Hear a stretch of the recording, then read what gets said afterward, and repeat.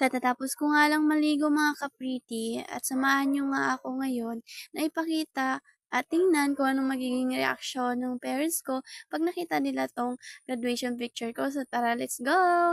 Ito na nga mga ka-pretty, hinabot ko na nga kay nanay at sabi ko, yan na ang aking graduation picture kaya buksan na nila para makita nila.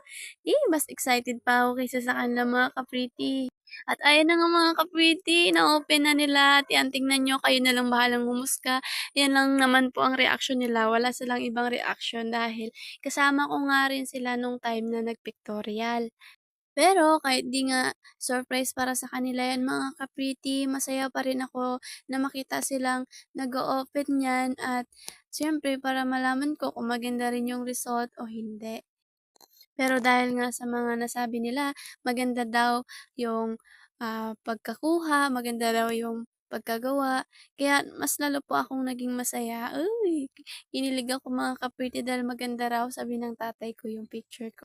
Ay, grabe talaga simula sa simula. Itong dalawa lang talaga 'to yung pinaka number one supporter at fans ko mga ka-pretty. Dahil naghirap kayo sa akin, deserve niyo 'yan nanay and tatay. Mahal ko kayo palagi. Salamat sa lahat-lahat ng suporta niyo sa akin. I love you.